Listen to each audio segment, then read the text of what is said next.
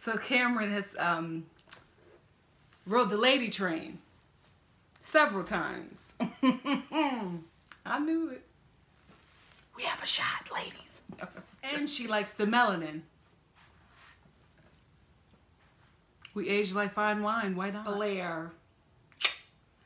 That read of the vixen, it's going to make it back to her, sis. And I don't think you're ready. Because that was a read. An accurate read. But it was a read. Ooh, and that bear will be poked. Stay woke.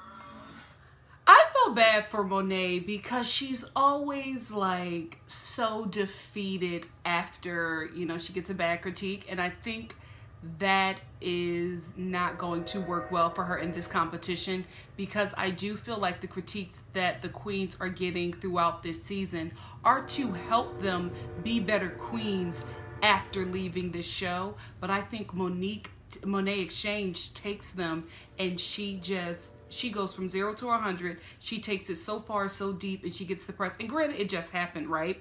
But like when she was relaying what the judges said to her, it's just like, I'm confused. I feel like I do really good, and then I get on stage and I'm the worst drag queen ever. And it's like, it wasn't that deep. What they're saying is, what you're doing is good. We need you to take it up another notch because you have it in you. And I don't understand how she doesn't hear that or see that her drag just needs to be a bit more polished, but she's there.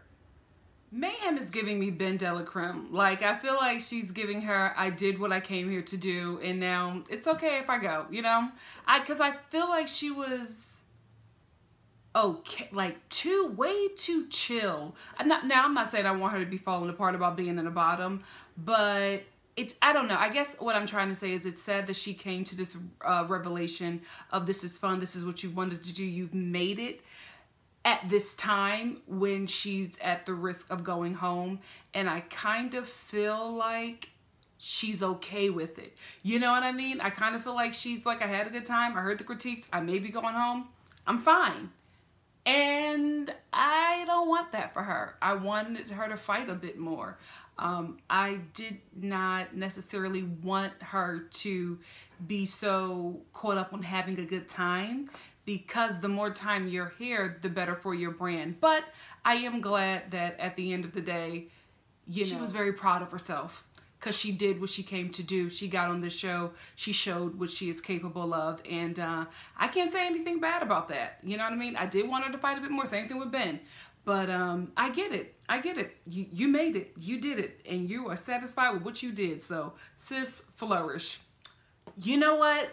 I have been so spoiled by these Untucked being so messy. When they get deep and emotional, I'm not ready. I wasn't ready for Miss Cracker to have that revelation.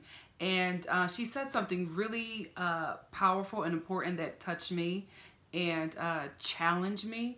She said, I want to no longer be fueled by fear, but by confidence. And can I tell you guys, that hit me right in my chest, my chocolate chest.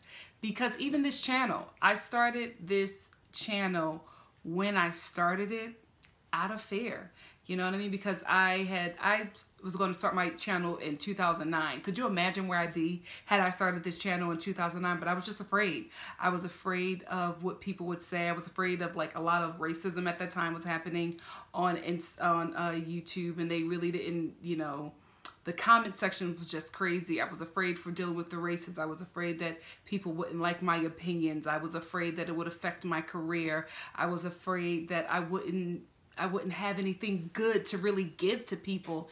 And I just put it off, and I put it off, and I put it off. And then one day when I wasn't fearful anymore, I just did it. I said, you know what? I got something to say about this show.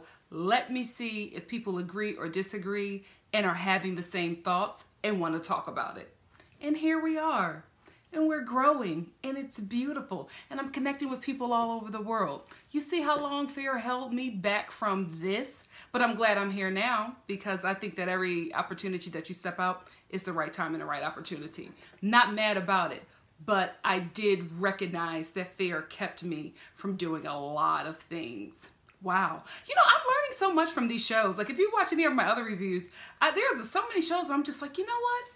I'm going to change my life based off of that. I'm going to learn from this. I'm going to do better. Like my Real Housewives of Beverly Hills review, Erica Jane said that she's saying yes to everything because soon people are not going to be asking. You know what I mean? So she said, now that I have these opportunities, I'm going to say yes. And I was like, you know what? I need to do that. I need to start saying yes to stuff. I say no more than I say yes, and that's out of fear.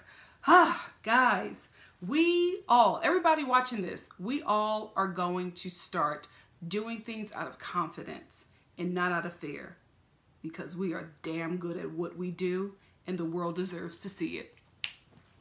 Catch that positivity. You need a drink? I love Asia O'Hara. She really... I love how she encourages the other queens. Like, she gets them together with love. And a lot of times you need that tough love, especially when you're about to lip sync for your life. And she's just a perfect person to do that. But again, this is her issue. She looks out for everybody else and she doesn't look out for herself. But in those moments when she's looking out for other people and really checking in to make sure that somebody is okay and building them up, that's her wheelhouse. That's when she's at her best, one of her best. And because it's just so authentic. It's who she is. And I don't think she should run away from that. I think she just needs to find balance. You know what I mean? Like, sometimes you just got to step away and make sure you're good before you can help somebody else. But it's in you, Asia. That's who you are. And that is a beautiful thing to possess. I will say this about Mayhem Miller. She stayed true to character. Like, when she was eliminated and she was crying, she was still in her, you know, womanly mayhem voice. And then you get to the confessionals. And she's back to talking like Jeff Goldblum. I was like, wait a minute. So seeing Mayhem fall apart was heartbreaking because this is something that she really wanted. You know, we all saw that. You know, she auditioned numerous times and she made it though. You know what I mean? Like, sis, you made it and you did it, and you have you've enlarged your fan base, because I had no idea that Mayhem was out here in LA. And let me tell you something.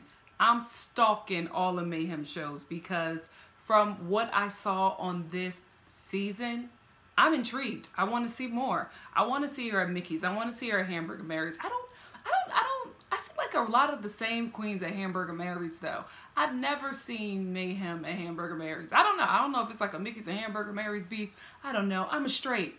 But I am very interested and excited. Hopefully I get to catch her out here in LA on the West Coast. We'll see. You know what I mean? I'll travel to see her. I think she's a good performer, and I think that she did what I wish that the Vixen would do on this show. She really worked her branding. You know what I mean? Like, she really gained some fans outside, you know, of this show. You know what I mean? Like, she came in because people said that they were fans of her, and I love the fact that the queens told her that they were fans of her. Like, how good does that make you feel? You're competing with these people and they're looking at you like, we're fans of yours and people who you look up to as well. So I thought that was beautiful. I think this show is going to really put her on the map. And of course there were like little ticks and things that, you know, bothered us, but that's just because we're observing and watching and I'm commenting on things. But I think overall she's a great queen, and I think she did a great job. I think we're going to see her on All Stars.